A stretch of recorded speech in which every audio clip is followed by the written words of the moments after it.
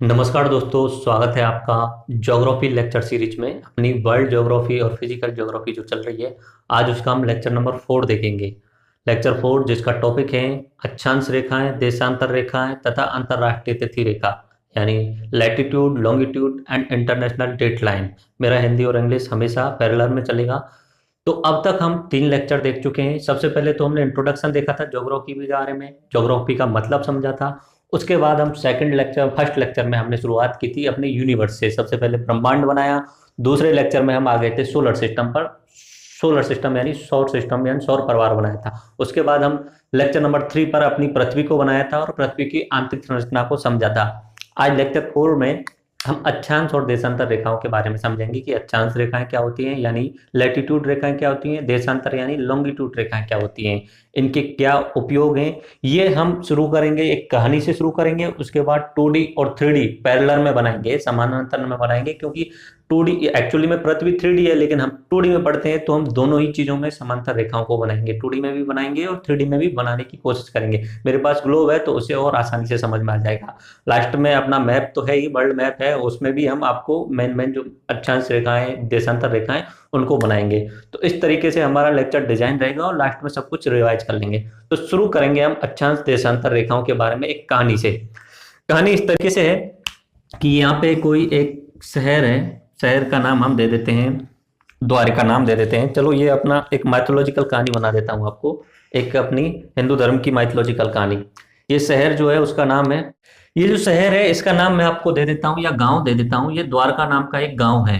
यहाँ पे कोई व्यक्ति रहता है कृष्ण नाम का, और उसका घर इस जगह पे है। यहाँ पे कृष्ण नाम के एक व्यक्ति का घर है। और कृष्ण भगवान का या कृष्ण नाम के व्यक्ति का, मैं भगवान नहीं मान रहा हूँ इस समय, एक्चुअली में भगवान है, लेकिन इस समय मैं आप उन्हें कृष्ण नाम से ही बोल रहा हूँ। तो कृष्ण नाम के व्यक्ति का एक घर है यहाँ पे, और इनके बचपन के कोई दोस्त रहे थे सुदामा नाम से। वो सुदामा इन्हें बहुत अच्छे तरीके से जानते हैं और कृष्ण भी उन्हें बहुत अच्छे तरीके से जानते हैं, लेकिन सुदामा ने कभी इनका एक्चुअल घर नहीं देखा है। वो इनके स्कूल के दोस्त हैं, उनके जो अपना आश्रम होता है विद्या आश्रम, वहां के दोस्त हैं। तो सुदामा आते हैं कृष्ण के बुलाने पर, सुदामा चल के आते हैं कि सुदामा जी से बोला कृष्ण ने कि आइए और हमारे घर पधारिए। तो सुदामा आते हैं सीधे कि इस गांव में एंटर करते हैं। गांव में एंटर करते ही वहां पे इधर यहाँ पे मिलते हैं उन्हें द्वारपाल। कौन मिलते हैं? द्वारपाल मिलते हैं यहाँ पे एंटर करते ही।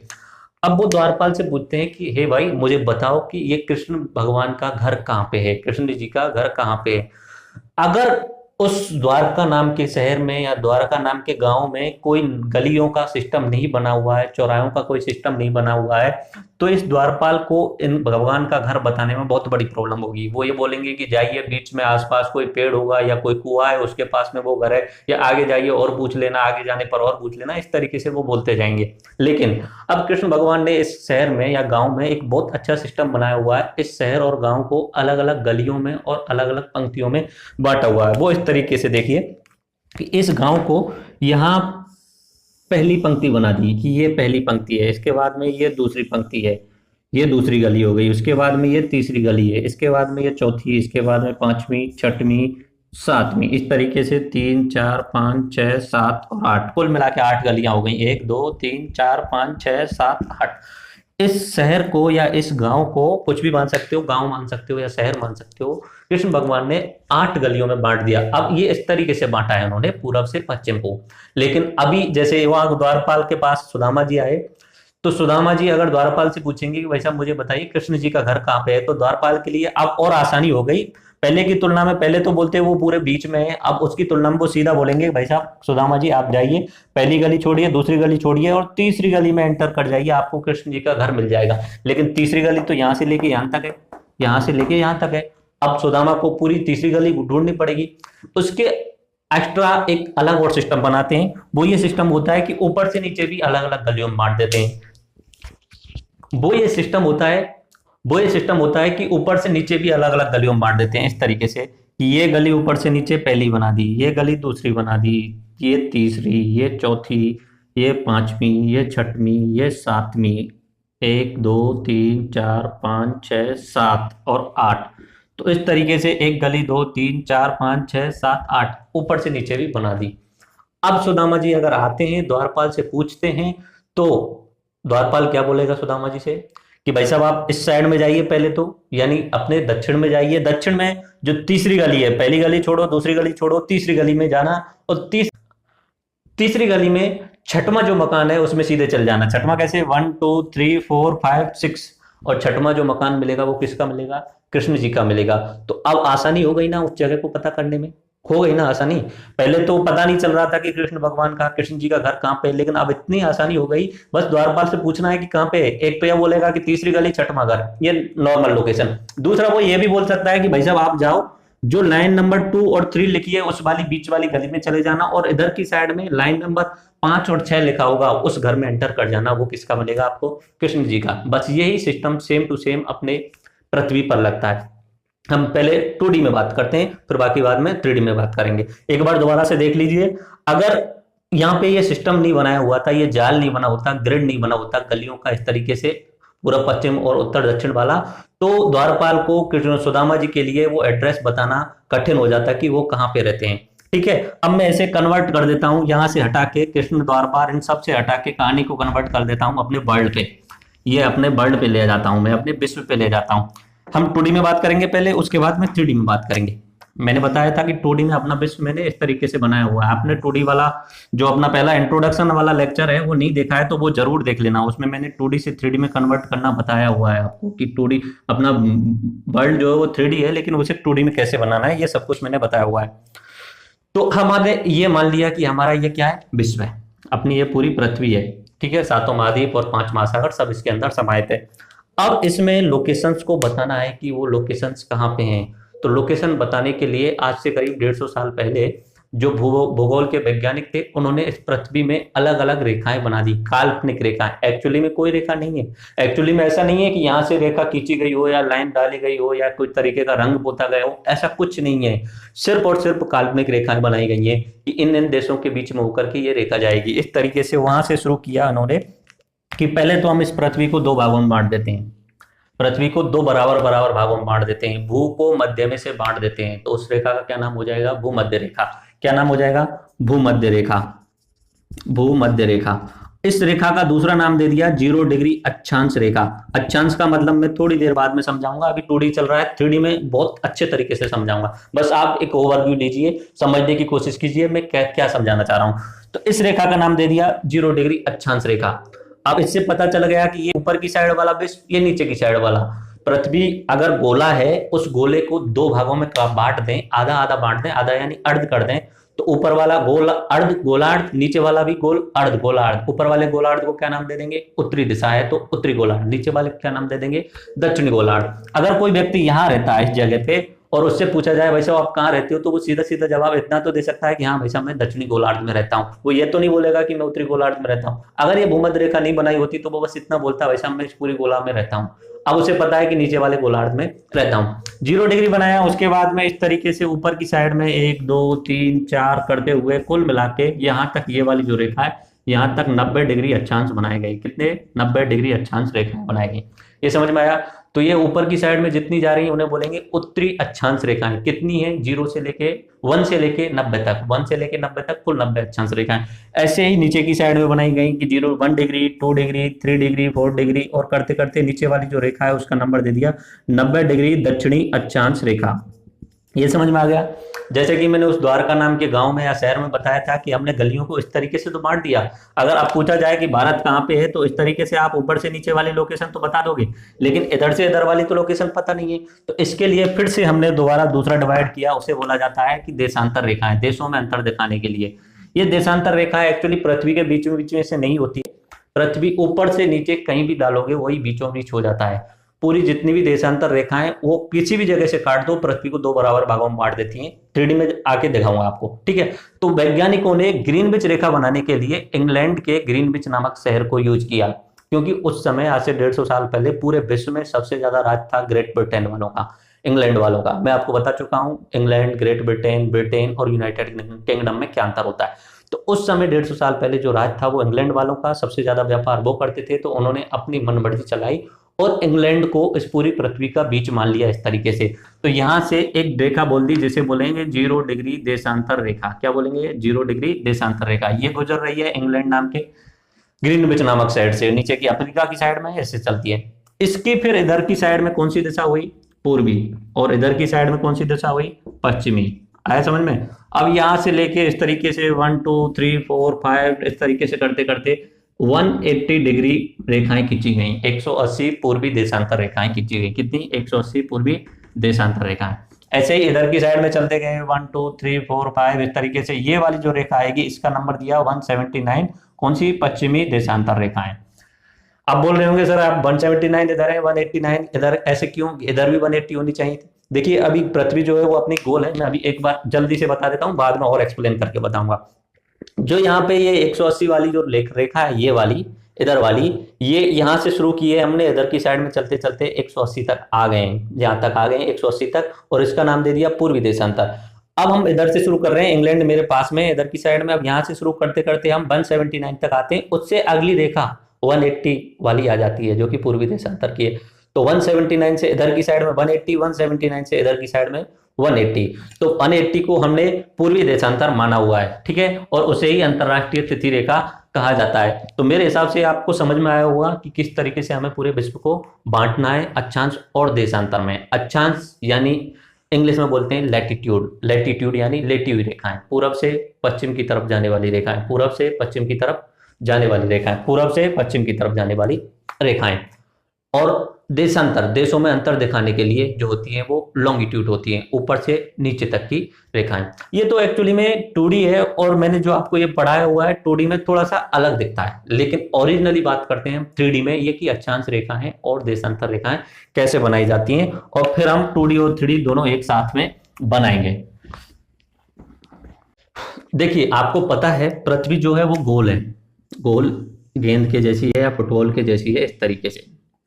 यहाँ पे पृथ्वी का केंद्र है, पृथ्वी के अंदर की बात मैं कर रहा हूँ, ठीक है, पृथ्वी के अंदर ये जैसे अपनी पृथ्वी है, ये गोल गेंद के जैसी है।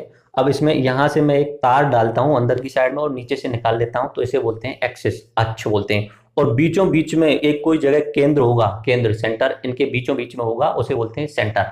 तो मैं यहाँ पे जो बता रहा हूँ आपको, ये सेंटर जो है वो बीचों बीच में है, पृथ्वी के अंदर है। अब क्या करना है कि एग्जैक्टली में हमें यहां से ये जो रेखा मैंने बनाई भूमध्य रेखा, इसे बीचों बीच में से पृथ्वी को बांट दिया, बीचों बीच में से बांट दिया। तो अब हमें अक्षांश रेखाएं बनानी है, और अक्षांश रेखाएं बनाने के लिए जो तरीका निकल के आता है अक्ष प्लस अंश, अक्ष प्लस अंश, एक्सिस, अंश होता है डिग्री, अंश होता है डिग्री, 10 अंश 20 अंश इस तरीके से होता है। तो ये अपना एक्सिस है, ये अपना एक्सिस है ऊपर से नीचे की साइड में। अब हमें यहां से डिग्री कोण बना देंगे इस तरीके से, 1 डिग्री, 2 डिग्री, 45 डिग्री, 60 डिग्री, और ये वाली सीधी रेखा इसकी तुलना में चल रही है 1 degree, 2 degree, 3 degree, 4 degree, 45 degree, और ये वाली ऊपर वाली रेखा कौन सी हो गई, 90 डिग्री, ठीक है। अब इनके ऊपर ये पृथ्वी है, ये पृथ्वी है, यहाँ पे ऊपर आने पर वो पॉइंट होगा, वहां पे हमें गोला बनाना है इस तरीके से, देखो इस तरीके से बनेगा, आ रहा है समझ में। तो जितनी भी अक्षांश रेखाएं हैं वो एक वृत्त बनाती हैं, इस तरीके से वृत्त बना रही हैं। यहाँ देखिए, यहाँ देखिए, देखो ये वाली जो आप देख रहे हैं बीचों बीच में से ये जो blue blue double dot line दिख रही है, ये अपनी भूमध्य रेखा है, भूमध्य रेखा। अब केंद्र से हम अगर यहाँ पे अगर 10 डिग्री डालेंगे तो वो इस जगह पे आके गिरता है, ये वाली जो आप देख रहे हैं अपने अपने इंडिया के तिरुवनंतपुरम वाली जगह पे, यहाँ पे आके वो गिरता है। अब इस पे हमें पूरे पे व्रत बनाना है इस तरीके से चारों तरफ, आप देख सकते हो ये पूरा का पूरा व्रत बना हुआ है। तो अक्षांश रेखाएं जो होती हैं वो सारी की सारी व्रत होती हैं, ये आपको समझना चाहिए, ठीक है। और ऊपर की साइड में 1 डिग्री, 2 डिग्री, 3 डिग्री, 4 डिग्री इस तरीके से करते हुए हमने 90 डिग्री तक की उत्तरी अक्षांश बनाई है। सेम टू सेम नीचे की साइड में कोण बनाने हैं हमने इस तरीके से 1 डिग्री, 2 डिग्री, और यहाँ तक करते करते कितनी 90 डिग्री दक्षिणी अक्षांश रेखाएं, ये 3D में बनी है। और इसका अगर हम 2D बनाएंगे तो 2D किस तरीके से बन जाएगा, इस तरीके से, और इसका बीचों बीच में से हमने भूमध्य रेखा बना दी। भूमध्य रेखा के ऊपर की साइड में 1 degree, 2 degree, 3 degree, 4 degree, 5 degree, इसमें आपको व्रत नहीं दिख रहा होगा, लेकिन ऐसे इधर की साइड में 1 2 3 नीचे की वाली दक्षिणी यहाँ तक 90 डिग्री तक, और ऊपर भी 90 डिग्री उत्तरी अक्षांश तक, बीच वाली 0 डिग्री भूमध्य रेखा यानी 0 डिग्री अक्षांश रेखा। तो ये अपनी अक्षांश रेखाएं होगी, ठीक है। ये अक्षांश रेखाएं एक्जैक्टली कैसे बनाई मेरे हिसाब से आपकी समझ में आ गई होंगी।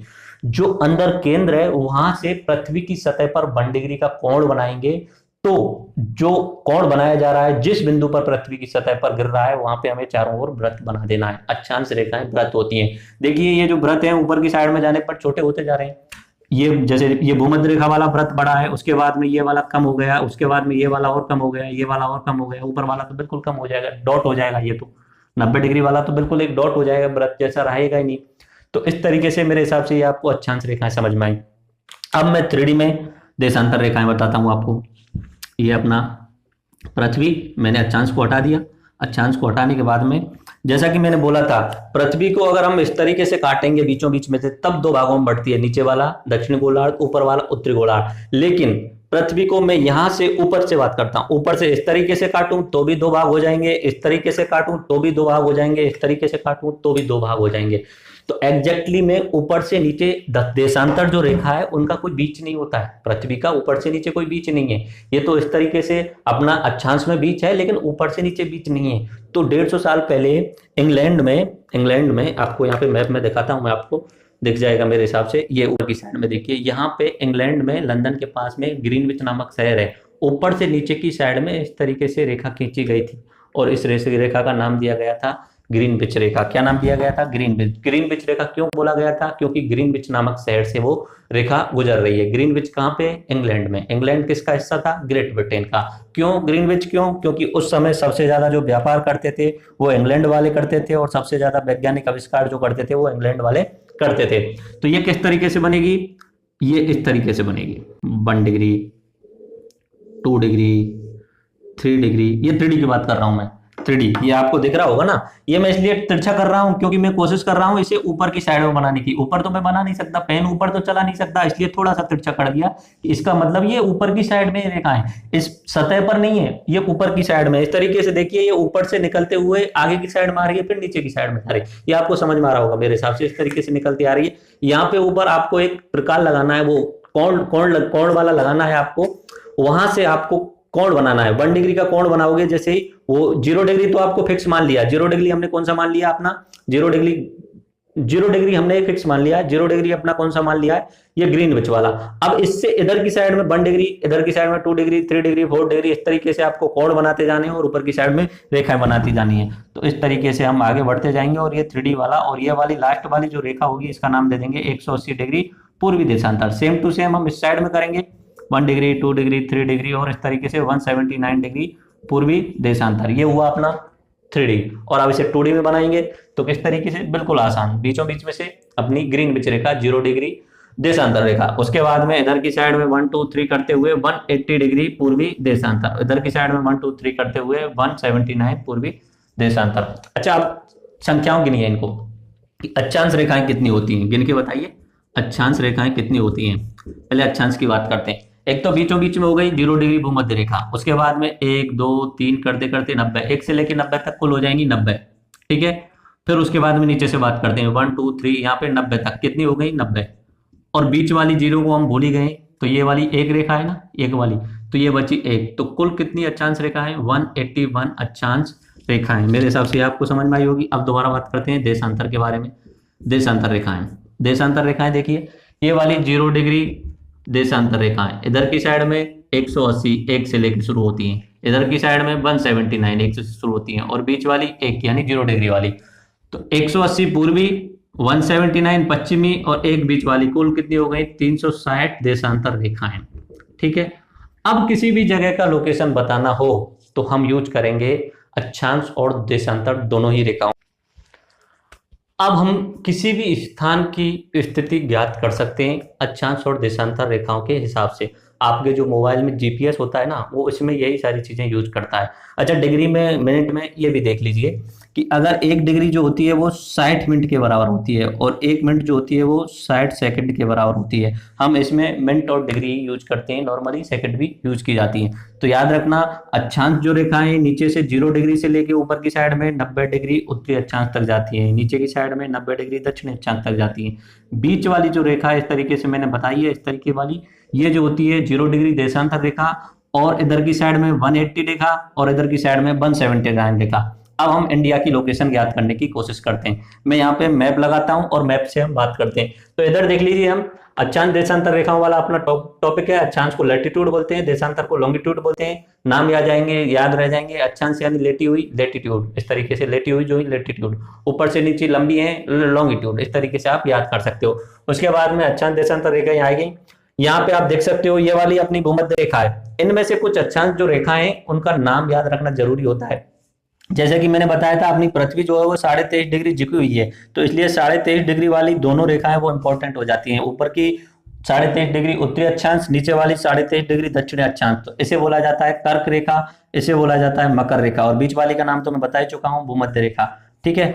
सूर्य की किरणें कर्क रेखा पर 21 जून को सीधी पड़ती हैं और मकर रेखा को 22 दिसंबर पे सीधी पड़ती हैं। बाकी भूमध्य रेखा पर 2 दिन पड़ती हैं। 21 जून से जब नीचे आता है तो 23 सितंबर, उसके बाद में फिर नीचे जाता है 22 दिसंबर, उसके बाद में फिर ऊपर से आता है 21 मार्च, 21 मार्च के फिर बाद 21 जून। इस तरीके से अपनी सूर्य की किरणें सीधी पड़ती हैं भूमध्य रेखा, कर्क रेखा और मकर रेखा के हिसाब से।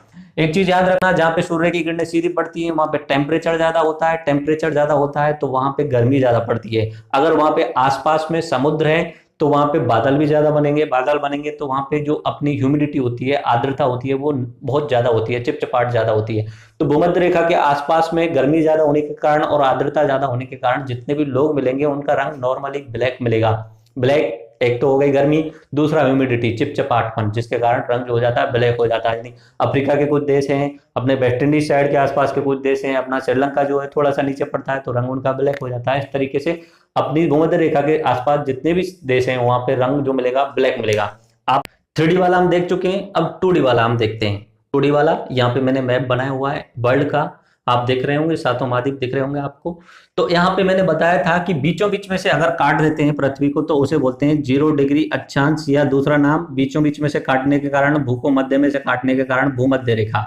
इसे इंग्लिश में बोलते हैं इक्वेटर। इक्वेटर यानी 2 भागों में बांट रहा है, समान भागों में इक्वेट कर रहा है, दोनों को अलग अलग कर रहा है। नीचे का जो गोला होता है उसे दक्षिणी गोलार्ध, ऊपर वाला जो गोला होता है उसे उत्तरी गोलार्ध। मैंने यहाँ पे अभी बताया आपको, एक जो इंपॉर्टेंट रेखा बताई थी 23.5 डिग्री उत्तरी अक्षांश वाली जो बताई थी उसे बोला जाता है कर्क रेखा, इसे इंग्लिश में बोलते हैं कैंसर। उसके बाद में नीचे वाली बताई थी 23.5 डिग्री दक्षिणी रेखा, इसे बोला जाता है दक्षिणी अक्षांश रेखा, इसे बोला जाता है मकर रेखा। ठीक है। तो अब आपको इनमें से कुछ इंपॉर्टेंट चीजें याद रखनी पड़ेंगी। और ये बीच में से निकल के आ रही है ऊपर से नीचे, इसे मैंने बताया था 0 डिग्री देशांतर रेखा या अपनी ग्रीनविच रेखा। तो ये अपने इंग्लैंड के ग्रीनविच नामक शहर से पास होकर आ रही है। तो देखिए ये भूमध्य रेखा जो है अपने सबसे पहले दक्षिणी अमेरिका में, उसके बाद अफ्रीका में, इंडिया में, अपने एशिया में भी इंडोनेशिया रेखा है, कहीं पे एग्जिस्ट नहीं करती। उसके बाद में कर्क रेखा उत्तरी अमेरिका, उत्तरी अमेरिका के बाद में अफ्रीका, अफ्रीका के बाद में देखिए अपने इंडिया में होकर पास जाती है। अपने इंडिया में भी 8 राज्यों से होकर गुजरती है। अभी मैप में हम वो देखते हैं सब कुछ। इंडिया में 8 राज्यों से होकर गुजरती है, उसके बाद में चीन होके आगे निकल जाती है। मकर रेखा देखिए दक्षिण अमेरिका, अफ्रीका और ऑस्ट्रेलिया में होकर के गुजरती है। तो मकर रेखा जो है ऑस्ट्रेलिया के बीचों बीच में होकर गुजर रही है। अफ्रीका एक ऐसा देश दिख रहा होगा, अफ्रीका ऐसा महाद्वीप दिख रहा होगा जिसमें से तीनों रेखाएं गुजर रही हैं। कर्क रेखा भी गुजर रही है, भूमध्य रेखा भी गुजर रही है और मकर रेखा भी गुजर रही है। बाकी आपको जो कुछ याद रखना होता है कि कुछ एक देशों के नाम याद रखने होते हैं जो जिनसे होकर भूमध्य रेखा गुजरती है, तो वो देशों के नाम याद रख लेना। बाकी कर्क रेखा वाले देशों के याद नहीं रखने और मकर रेखा वाले, क्योंकि इतना कोई डिटेल में नहीं पूछता है, और पूछता है तो उससे बड़ा मूर्ख कोई नहीं है, क्योंकि कितने देशों के नाम याद करेगा आप, बहुत सारे देश हैं। और जबरदस्ती थोड़ी आपको बस एक ओवरव्यू रहना चाहिए कि यहाँ पे मैक्सिको होगा, यहाँ पे इधर की साइड में अल्जीरिया वगैरह होगा, मिस्र होगा, अरब होगा, अपना भारत होगा और चीन होगा। इस तरीके से आपको ओवरव्यू होना चाहिए। बाकी छोटे छोटे देश हैं बहुत सारे, उनका नाम याद नहीं रखना है, पर भूमध्य रेखा वाले देशों के नाम आप याद रख लेना। तो भूमध्य रेखा के कुछ देशों के नाम आपको याद रखने, यहाँ से शुरू करेंगे अपने दक्षिण अमेरिका से। यहाँ पे आता है सबसे पहले इक्वाडोर, उसके बाद में आता है कोलंबो, और उसके बाद में आता है अपना ब्राजील। उसके बाद में अपनी इधर की साइड में आते हैं अफ्रीका में। अफ्रीका में आपको नाम याद रखते हैं, एक देश है गुए, दूसरा देश है अपना कांगो, तीसरा देश है यानी योगांडा, चौथा देश है केन्या और 5वां देश है सोमालिया। ठीक है। उसके बाद में अपने एशिया से इंडोनेशिया से होकर के अपनी भूमध्य रेखा गुजरती है, तो याद रखना। बाकी अपने 23.5 से ऊपर यहाँ पे 66.5 डिग्री जो रेखा है उत्तरी अक्षांश वाली, उसे आर्कटिक रेखा बोलते हैं, और नीचे की जो 66.5 डिग्री दक्षिणी अक्षांश रेखा वाली है उसे बोलते हैं अंटार्कटिक रेखा। इस तरीके से आपको समझ में आ गया होगा मेरे हिसाब से।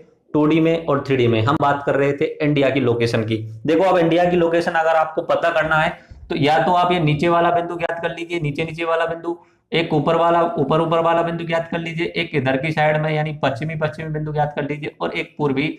और आप किसी से बोल दीजिए कि इस डायरेक्शन में चले जाइए, इन अक्षांश और देशांतरों के बीच में चले जाइए, आपको इंडिया मिल जाएगा। जैसा कि मैंने आपको द्वारका वाले केस में बताया था, कृष्ण भगवान का जो घर है उनको बोल दिया कि दूसरी से तीसरी जो लाइन है उसके बीच में, और इधर से आपको बोला था पांचवी से छठवीं लाइन के बीच में। तो ऐसे ही आपको अपने भारत का नीचे नीचे वाला जो पॉइंट है उसका नाम याद रखना है, 8 डिग्री 4 मिनट, 8 डिग्री 4 मिनट। उसके बाद में ऊपर वाला जो है वो अपना 37 डिग्री 6 मिनट, ये वाला जो है अपना 37 डिग्री 6 मिनट। और कौन सी दिशा है ऊपर की साइड में, भूमध्य रेखा से ऊपर की साइड में उत्तरी, तो इसे बोलेंगे 8 डिग्री 4 मिनट उत्तरी अक्षांश, और ऊपर के साइड में ये तो 8 डिग्री 6 मिनट उत्तरी अक्षांश। इस तरीके से ये अपना ये वाली बता दी हमने, इधर वाली, ये वाली। अब ये वाली बतानी है, तो यहाँ पे आपको याद रखना है ये वाली जो है वो 68 डिग्री 7 मिनट से 97 डिग्री 25 मिनट। अब देखिए हमने देशांतर बताई है, तो देशांतर को दो भागों में बांटा था, इधर वाली पूर्वी और इधर वाली पश्चिमी।